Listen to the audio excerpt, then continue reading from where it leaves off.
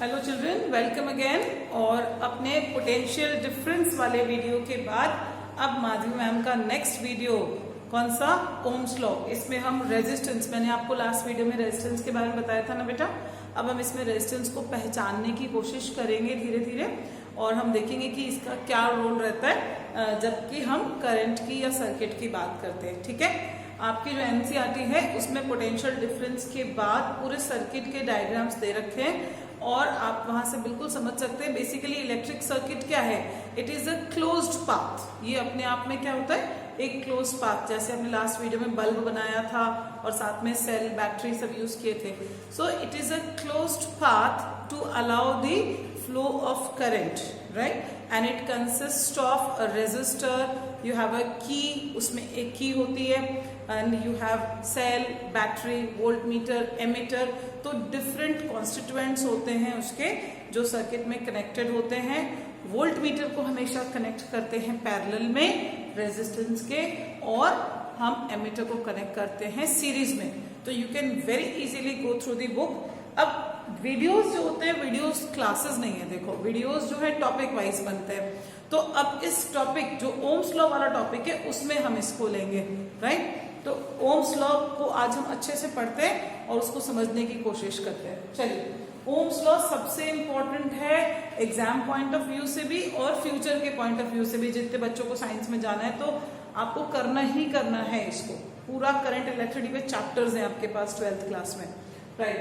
Now Ohm's law क्या कहता है, देखिए मैंने आपको पोटेंशियल डिफरेंस वाले वीडियो में बताया था कि अगर कोई एक वायर है, वो वायर ही बेसिकली रेजिस्टेंस है, हमारा रेजिस्टेंस की तरह काम करता है, ठीक है। और उसके अगर दोनों एंड्स के बीच में पोटेंशियल डिफरेंस V है तो उसमें करंट फ्लो करेगा।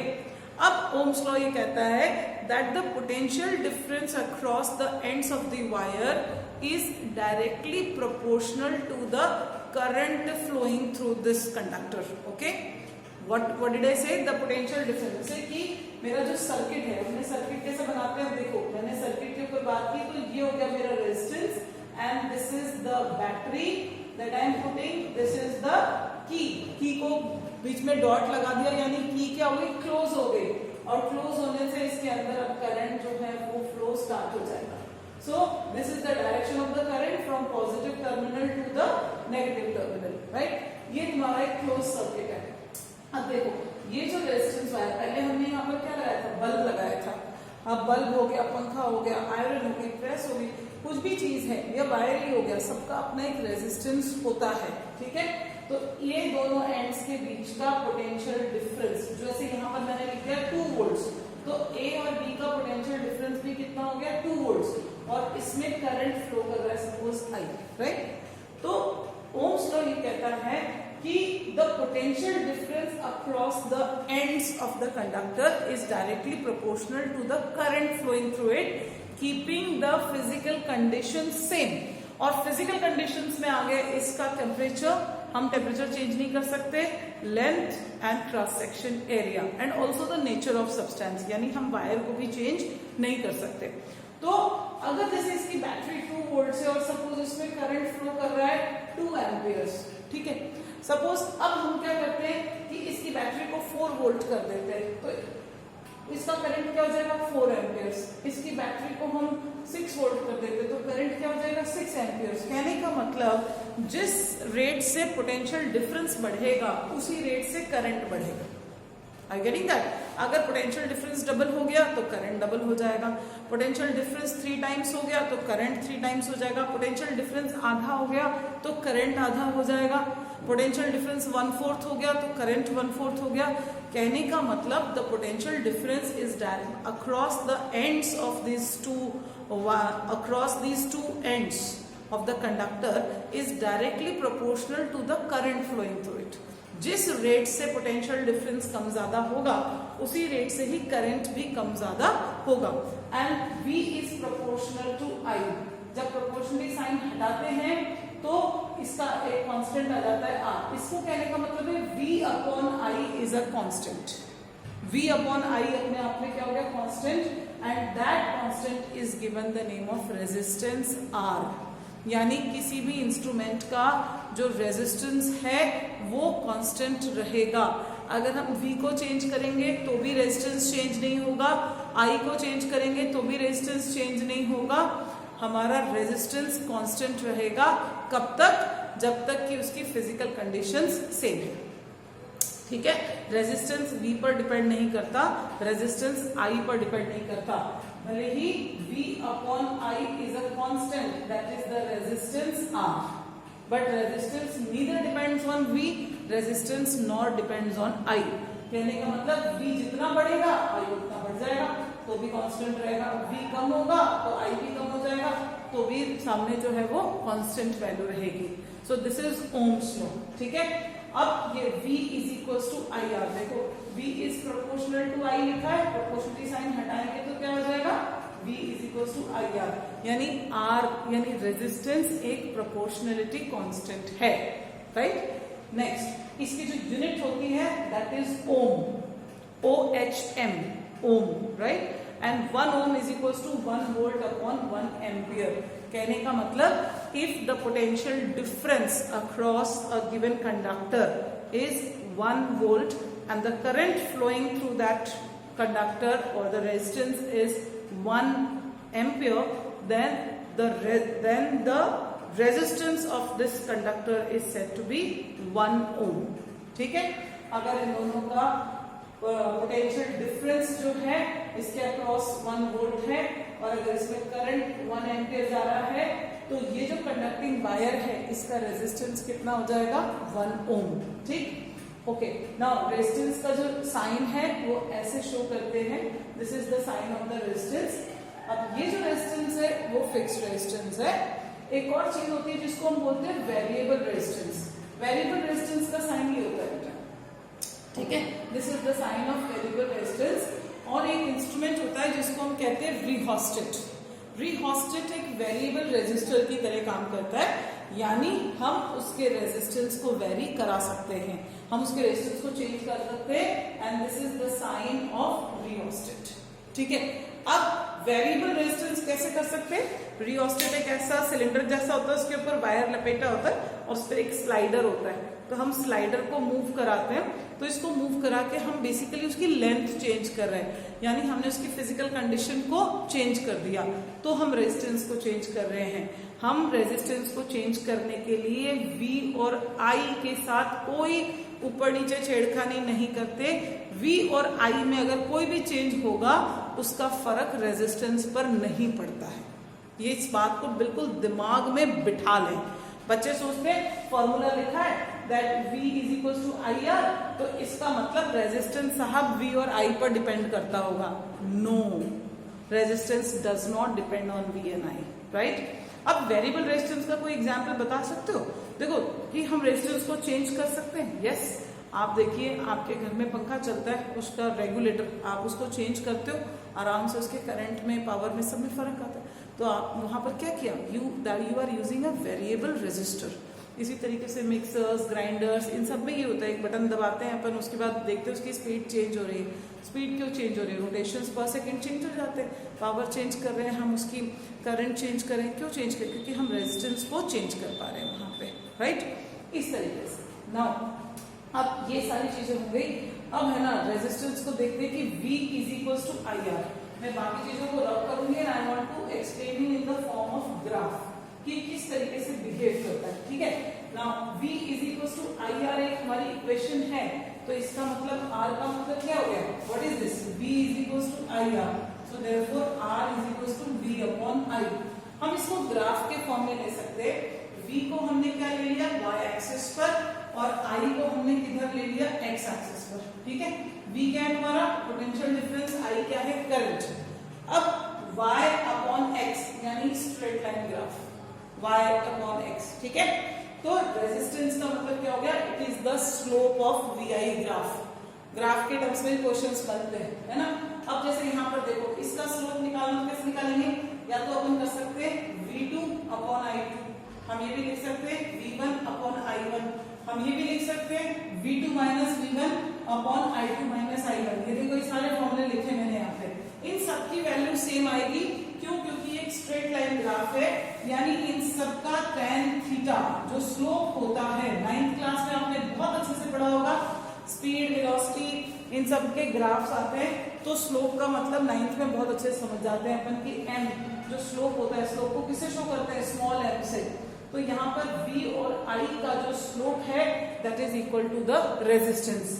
अब इसी वजह से एक क्वेश्चन बनता है मेरे पास, सपोज ये v है और I है और 3 स्लोप दे रखे हैं आपको, बोलता है कि बताइए किसका रेजिस्टेंस ज्यादा, बस ये फिगर दे दी उसने। तो अब हम यहाँ से देखते हैं, देखो बेटा a कितनी दूर है, यानी this is theta a, theta b क्या हो गया, I से उठा के b तक बनाओ, थीटा c क्या हो गया, I से उठा के c तक बनाओ। किसका थीटा सबसे ज्यादा है बताओ, हम देख सकते हैं कि a के लिए थीटा सबसे ज्यादा, तो जिसका थीटा ज्यादा उसका tan थीटा ज्यादा। देखो ये तो तकरीबन तुम्हारा 40 डिग्री के आसपास होगा, ये चला गया 60 के आसपास, ये चला गया 70 के आसपास।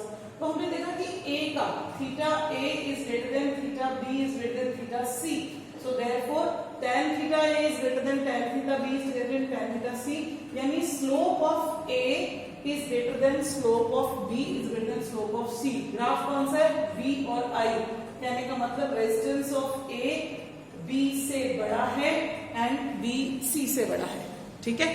तो इसको हम क्या बोलते हैं, resistance. Slope of vi graph is called as resistance, ठीक है। इसका उल्टा भी कुछ होता है, वो भी मैं बताती हूँ। वैसे तो 12th का है, लेकिन थोड़ी नॉलेज ज्यादा हो जाएगी तो पेट में दर्द थोड़ा होने वाला है, कर लो। तो रेजिस्टेंस क्या होता है, v अपॉन I, और एक होता है g जिसको हम बोलते हैं कंडक्टेंस। तो कंडक्टेंस क्या होता है, I अपॉन v, और इसकी यूनिट होती है ओम इनवर्स। बस इतना सा याद रख लो, जिसका रेजिस्टेंस ज्यादा उसका कंडक्टेंस कम, राइट। तो G can be said as what is conductance, 1 upon R। समझ में आ गई बात, इसको थोड़ा सा ध्यान रख ले। अब ये सब हम समझ गए कि साहब V is equal to IR होता है, रेजिस्टेंस V और I पर डिपेंड नहीं करता है, ठीक है। हर वायर, हर मटीरियल, हर पंखे, हर बिजली, हर इंस्ट्रूमेंट जो कि हम सर्किट में इसमें लगाएंगे उसका अपना एक रेजिस्टेंस होगा, ठीक। अब दूसरी बात, V और I के बीच में अगर ग्राफ ड्रॉ करते हैं तो एक स्ट्रेट लाइन ग्राफ आता है और उसका जो स्लोप है वही क्या होता है, रेजिस्टेंस। नेक्स्ट ओम सब समझ गए। अब हमने देखा कि रेजिस्टेंस जो है V और I पे डिपेंड नहीं करता, तो भैया करता किसके ऊपर है, किसी न किसी पे तो डिपेंड करेगा। तो there are certain factors on which resistance depends, और आई एम श्योर बेटा अब तक ये आपको समझ में आ गया होगा। तो I will rub this and I will discuss about these factors, क्योंकि इसको कर लेंगे फिर सीरीज पैरेलल करके फिर न्यूमेरिकल्स डिस्कस करने हैं हमको। पोटेंशियल डिफरेंस से लेके 4-5 टॉपिक्स के न्यूमेरिकल्स बाकी चल रहे हैं। अब देखो what are the factors that are affecting. तो एक होता है length of the wire, and resistance is directly proportional to the length of the wire. जितना लेंथ ज्यादा होगा वायर का उतना ही उसका रेजिस्टेंस ज्यादा। Second, resistance is inversely proportional to the cross section area. Cross section area का मतलब थिकनेस। अगर वायर थिक होगा उसका रेजिस्टेंस कम होगा, अगर वायर थिन होगा यानी पतला तार है तो थिन का रेजिस्टेंस ज्यादा और थिक का रेजिस्टेंस कम।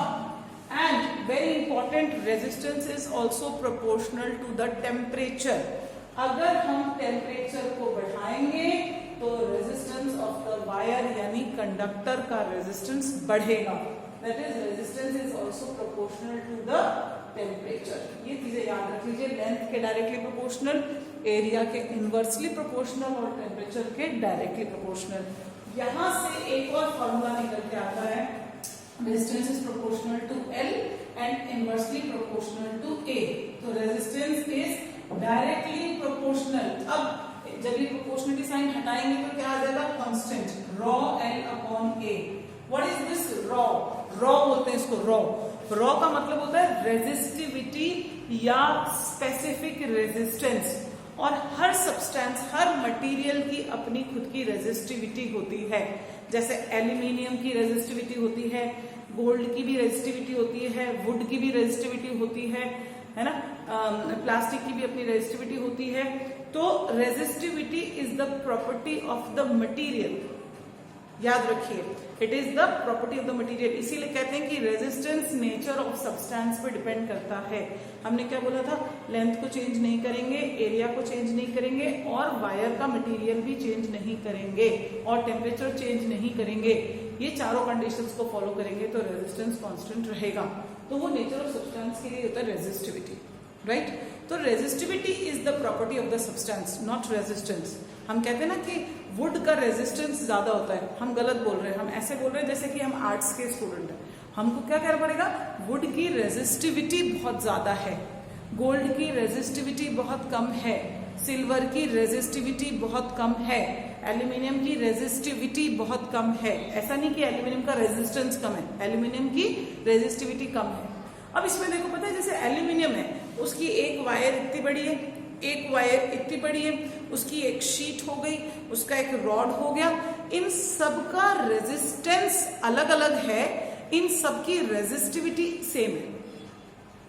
कितना बढ़िया कॉन्सेप्ट आया है ना, कि इन सब का रेजिस्टेंस अलग अलग, क्योंकि रेजिस्टेंस लेंथ पे भी डिपेंड करता है, एरिया पे भी डिपेंड करता है, लेकिन रेजिस्टिविटी सिर्फ नेचर ऑफ सब्सटेंस पे डिपेंड करती है। यानी एक मेटल जो है उसकी एक ही रेजिस्टिविटी होगी, उस मेटल से बनने वाली चीजों के रेजिस्टेंस अलग होंगे, लेकिन उन सारे जितने भी एलिमेंट्स बने हुए हैं, जितने भी अपने डिवाइसेस बने हुए हैं, है ना, उन सब की रेजिस्टिविटी सेम होगी। तो resistivity only depends upon the nature of substance, resistance depends on nature of substance, length and cross section area of the conductor wire. आई बात समझ में? तो ये बहुत इंपॉर्टेंट हो गया। अब रेजिस्टिविटी को अपन किससे शो कर सकते हैं? देखो R is equal to rho L upon A, तो rho is equal to R A upon L। इसकी यूनिट देखो कैसे बनेगी, ओम, एरिया का क्या हो गया मीटर स्क्वायर, लेंथ का क्या हो गया मीटर, कैंसिल करो, ओम मीटर, ये किसकी यूनिट हो गई? रेजिस्टिविटी की। And how do you define resistivity? देखो अगर हमारे पास ये रॉ है, देखो what is this, R is equal to rho L upon A। अगर लेंथ ऑफ दी वायर भी यूनिट लेंथ है, क्रॉस सेक्शन एरिया भी यूनिट एरिया है, तो R is equal to rho, unit का मतलब क्या होता है 1। So how do you define resistivity? Like resistivity का एक नाम और होता है, उसको बोलते हैं स्पेसिफिक रेजिस्टेंस। तो resistivity can be defined as the resistance of a conductor या wire of unit length having unit cross section area. Very easy, यहां से बताया मैंने आपको, इसको रिपीट करके देख लेना। तो अगर यूनिट लेंथ है और यूनिट क्रॉस सेक्शन एरिया है, तो जो उसका रेजिस्टेंस है वही उसकी रेजिस्टिविटी है।